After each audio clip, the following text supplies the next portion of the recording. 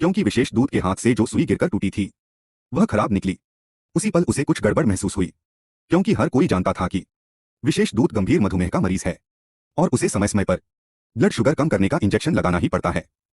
लेकिन टूटी हुई सुई से इंजेक्शन लगना नामुमकिन था। और तभी उसे एक और बात याद आई।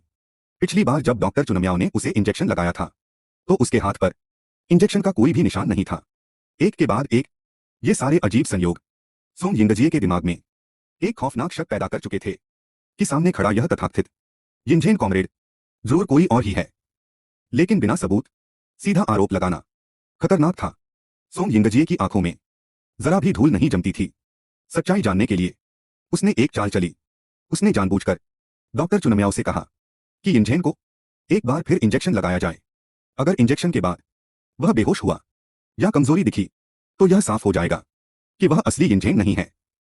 इधर शिंगजियू का दिल गले तक आ चुका था। वह अच्छी तरह जानता था अगर शुगर की दवा उसके शरीर में चली गई तो उसका नकली चेहरा सबके सामने आ जाएगा। अब क्या किया जाए?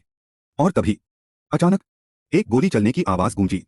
सुरक्षा, नेता को बचाओ। इसी अफरातफरी में चालाक शिंगजियू ने फुर्ती से सुई निकाल ली और इंजेक्शन की पूरी दवा बाहर निकाल दी। जैसे ही सोंग यिंगजिए और डॉक्टर चुनम्याओ घटनास्थल की ओर भागे, शिंगजियू ने दवा की एक शीशी तोड़ दी और दूसरी चुपचाप अपनी जेब में डाल ली। कुछ ही देर में पहाड़ पर गोली चलाने वाला जासूस जिंदा पकड़ा गया। अपने वर्षों के अंडरकवर अनुभव के दम पर सोंग यिंगजिए ने उसके कॉलर से एक जहर की कैप्सूल निकाल ली। यह नया मॉडल है, सिर्फ नानजिंग से आए प्रोफेशनल एजेंट ही इसे रखते हैं। सावधानी के तौर पर उसने कैप्सूल को अपनी फाउंटेन पेन में छुपा लिया।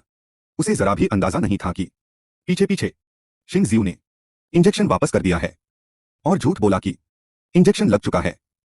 भले ही उसकी बात बिल्कुल साफ सुथरी थी, लेकिन सोंग यिंगजिए का शक कम नहीं हुआ, क्योंकि सब कुछ बहुत ज्यादा संयोग जैसा लग रहा था।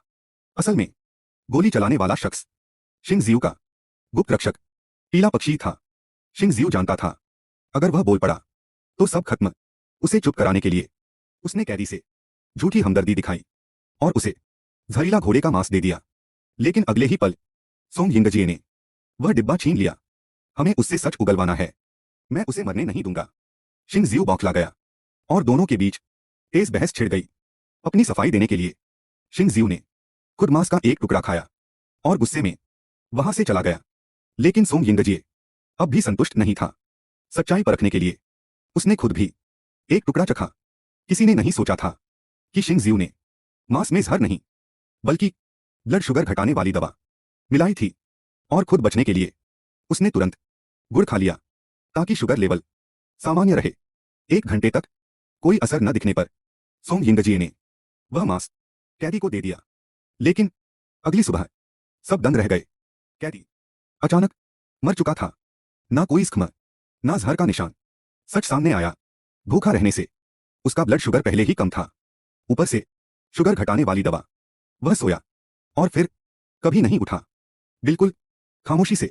अब भी सब हैरान थे और यहीं से शिंगजियू के दिमाग में एक नया भयानक षड्यंत्र जन्म लेता है।